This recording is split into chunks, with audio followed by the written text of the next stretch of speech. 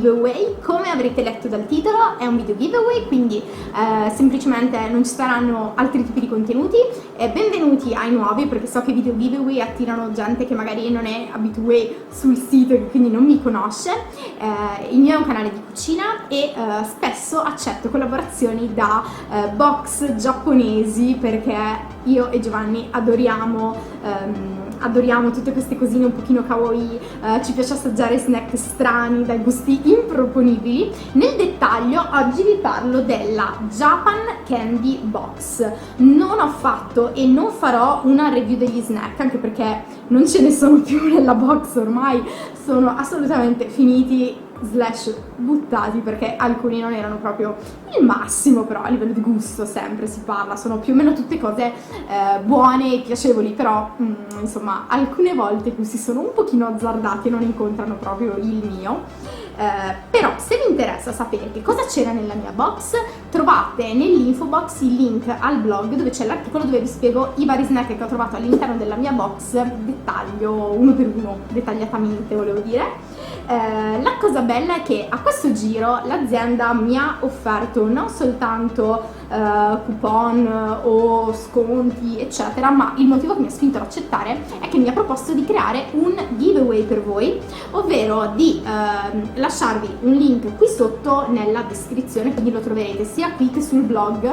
e probabilmente ci sarà il link anche sulla pagina Facebook. So che alcuni mi seguono di là, alcuni di qua, quindi è un po' un casino, però troverete il link un po' ovunque. Però qui sotto nell'info box c'è il link diretto. Praticamente semplicemente dovrete compilarlo con il vostro nome, il vostro cognome e un indirizzo email a cui l'azienda eventualmente potrà contattarvi, e poi ci saranno da mettere vari like, ma è tutto in automatico, nel senso che semplicemente se vi interessa dovete